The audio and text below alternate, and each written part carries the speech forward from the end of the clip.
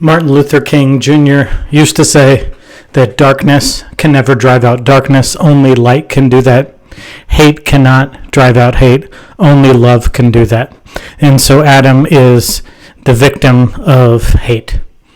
And so how can a person survive? Well, when a community of people loves their neighbors, a community of people commits themselves to the golden rule, treating others how they would want to be treated. And so a group of 5 men, 5 father figures, step in when Adam is disconsolate and do something to help him in this situation. So first we meet the deputy sheriff, Horace Quinn. Horace Quinn is someone who seems like he's really good at his job, almost an Andy Griffith type. He cares about truth, but he also cares about doing the wise, right thing. And so he interrogates Adam's story of his accident with a gun, and then he simply says that he can't write a report that stupid, that nobody would believe a story like that. So lots of things that Mr. Quinn could have done, but rather he just walks Adam through it, trying to get at the truth, but also trying to get at the truth in the most loving, tender way possible. The second man who is patient and peaceful is this person with the deputy sheriff, Horace Quinn, and this man's name is Julius. And Julius is left behind when the deputy sheriff goes to see the sheriff. He doesn't leave Adam by himself. So Julius takes on this protector role. If anyone did shoot Adam, whether it was an accident or not, Julius is going to be there to prevent any other air quotes accident, and so he's there as a protector. So I'm sure Adam doesn't want to talk to the deputy sheriff. He doesn't want Julius to stay by his bedside, and yet these two men have intervened to care for him. Thirdly, the trusty servant Lee is doing probably the 2 most important things. Number 1, he's got Adam in bed, and he's got medication and bandages, and Adam is physically healing from his wound. And let's not forget, there are 2 twin infants that someone needs to take care of. So Lee is not only acting as a father figure to Adam, he's acting as a father to the twins. And so caring for the wound and taking care of the boys is Lee. So besides the deputy sheriff, Horace Quinn, his friend Julius, and Lee, fourthly, we have the sheriff that Horace Quinn goes to visit.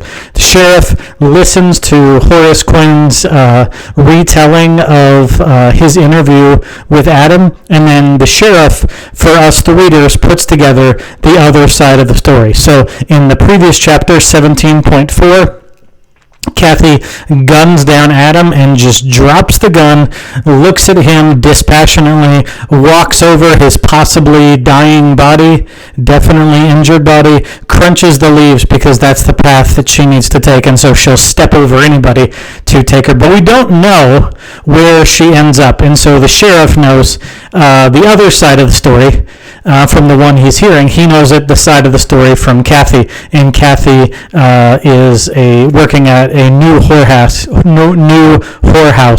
called Faze, or for Miss Faze. And so the sheriff knows, and he says specifically as to pertaining to this situation, but in general as pertaining to many situations, that the things he knows could hurt all sorts of people, that the information that he has at his disposal could ruin a bunch of important people and upset the entire community. And so the sheriff also cares about truth. He wants to know if Adam killed Kathy. He wants to know if Kathy shooting Adam was not an accident but on purpose. Something smells to high heaven. He wants to get at truth too, but not at the expense of ruining a bunch of people's lives. And so he puts some ideals are even more important than always getting to the absolute truth of things. Sometimes caring about people and will it do any good for 2 infant boys to have the truth plastered all over their valley and their town. And so in that way, even though the sheriff doesn't talk to Adam directly, he's still acting as a father figure. So Mr. Deputy Sheriff Quinn, number 1, Julius, his helper, number 2, Lee, the servant, number 3, and the sheriff, number 4, and finally the 5th man, loving his neighbor, completing the golden rule, treating others how he would want to be treated as a father figure, helping Adam in this disconsolate time, is, of course, Samuel Hamilton, which gives just tear-jerking advice as our chapter closes, which is this: Adam, I know you don't feel like it, but play the part. Act as if. Have your body just go through the motions, pretend it's a play, because you are those boys' fathers. You are the father of those boys, so you're going to pass on something, so you might as well act like a father, even if you don't feel like it, you don't feel love. In the cases where you don't feel like doing the right thing, then you just do the right thing. And we, as readers, know even more than Samuel Hamilton. We know more, I think, about Adam's past than Samuel Hamilton does. We know what kind of father that Cyrus was, and we hope that Adam will break this generational curse, and he can be the father that Cyrus never was to he and Charles. And so Samuel's advice, unsolicited, it's more than unsolicited, it's anti-solicited. Adam doesn't want to hear Samuel's advice, and yet this fifth man acting as a father, Samuel, intervenes in the situation and says, you will pass on something to these kids, and it better be love. And Samuel has the moral high ground to say something like that, because by all accounts, this is exactly the kind of father he was. Speaking of Samuel being a father, we re-meet Will from chapter 5. In chapter 5, we were briefly introduced to all of the Steinbeck kids, and Will was described as a conservative politically and conservative in every other way. Then Steinbeck went on to explain that probably comes from having such an odd artistic father, odd in the sense of the people that they lived around, that Will did not want to stand out, and thus his conservatism. He didn't want to be ashamed of his father. He wanted his father to be like all the other dads, and in that way became a conservative to not stand out. The next thing Steinbeck said about Will in that chapter 5, was just how the Midas touch had touched him, and every single business decision he made absolutely turned to gold. So it just so happened that Deputy Sheriff Quinn ran into Will Hamilton. We'll see if there's Chekhov's gun there, if that'll pay off sometime in the novel, or if that's a misdirection by Steinbeck. But it's just odd that we meet Will out of town here in this chapter. And then finally, as we mentioned with the sheriff, we know the other side of Kathy now. So Kathy left her parents, burnt her parents, killed her parents, stole from her parents' business in order to go be a prostitute. By everything we could tell in chapter 8, her parents were not especially bad, abusive, malicious people, and yet Kathy left them to do her prostitution business. Here again, history repeating itself. Adam might not listen to her. She might not want to live in California. She doesn't love Adam. I'll give her that.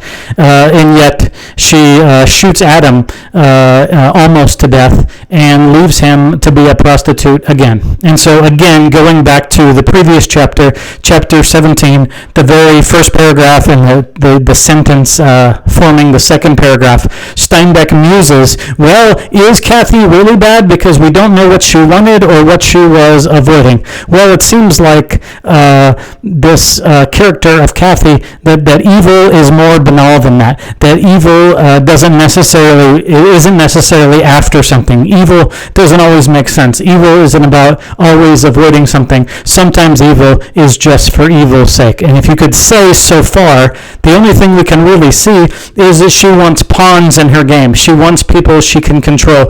She wants to find the person's major character flaw or flaws and try to control them.